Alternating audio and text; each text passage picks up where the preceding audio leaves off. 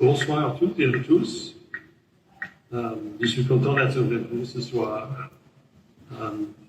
Dans les deux derniers dimanches, nous revenons au premier chapitre de la première lettre de Paul aux Corinthiens.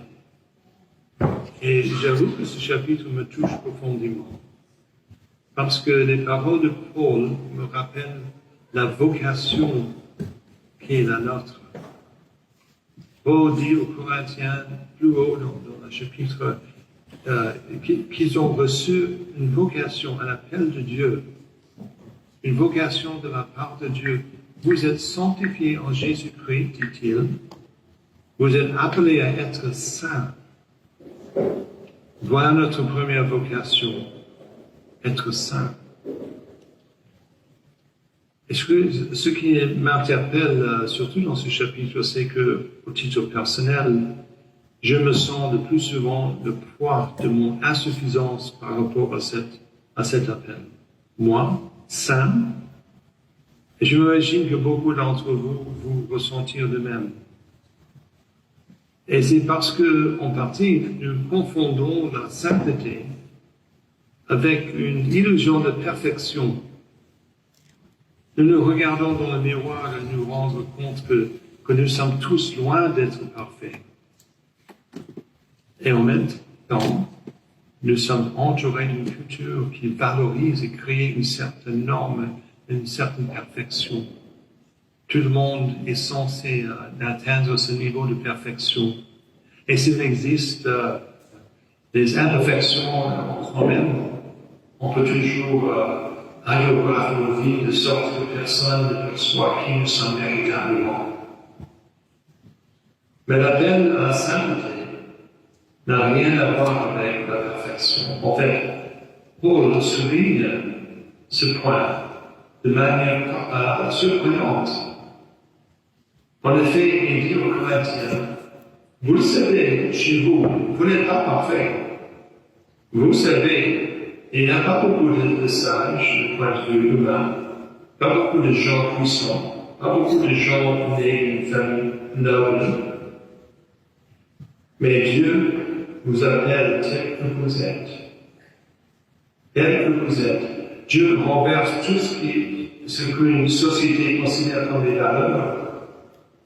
La sagesse, le pouvoir politique, la renommée sociale. En fait, il dit, Dieu choisit ceux qui semblent fous dans le monde. C'est ainsi que la sagesse du monde perd son importance. Dieu choisit ce qui est faible au jeu du monde. C'est ainsi ce qui est fort dans le monde n'a plus aucune valeur. Dieu choisit ce qui est petit dans le monde pour détruire ce que le monde estime important.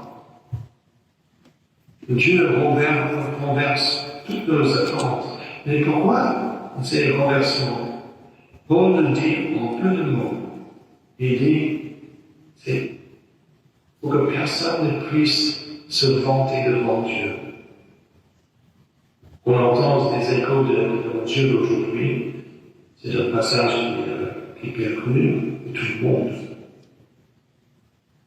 Dans cet autre évangile de Matthieu, où Jésus s'adresse à une communauté qui habite au nord de la vallée de Jourdain, en Syrie en fait, il s'agit d'une communauté mixte, des croyants d'origine juive, d'autres de toutes sortes d'origines, et il monte sur une montagne, comme Moïse, qui a reçu le roi sur une montagne, et il annonce une série de simples déclarations, aussi surprenantes.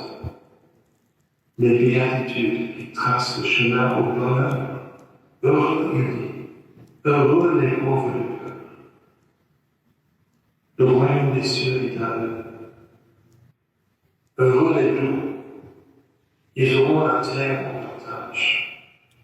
Heureux aussi ceux qui pleurent, ceux qui ont faim et soif de la justice, ceux qui sont miséricordieux, qui ont des cœurs purs.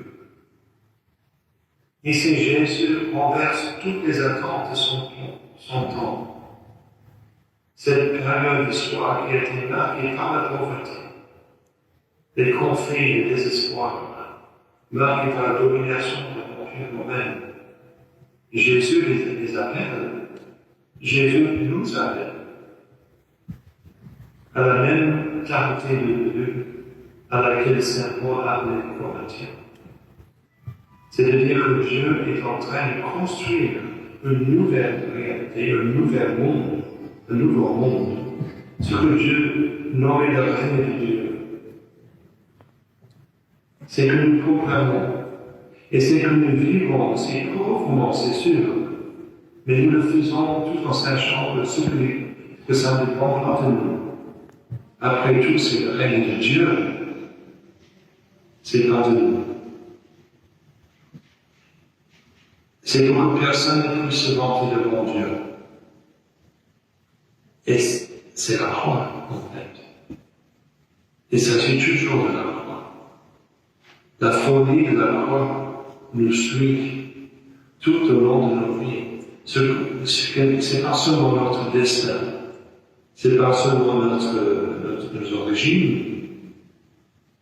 La croix, c'est abandon à tout ce qui est égoïste, tout ce qui est illusoire. La croix nous indique le chemin vers le vrai bonheur. Vous avez eu déjà l'occasion peut-être de rencontrer quelqu'un qui n'a aucune envie de pouvoir, de célébrité, d'honneur, de reconnaissance de toute nature. Et cette personne sait bien qu'elle n'est pas parfaite. En revanche, elle est libre de la tyrannie de la perfection. Cette personne sait bien qu'elle n'est pas parfaite, et elle n'est plus comptée parmi les sages, les puissants, les merveilleux. Pourtant, cette personne est libre en accordant la gloire de Dieu et à Dieu seul. Le royaume des cieux lui appartient. Et à tous ceux et celles qui suivent dans ces traces, il y a une liberté dans la croix. Et c'est ce que nous sommes invités ce soir dans Dieu. Au nom du Père, du Fils et du Saint-Esprit.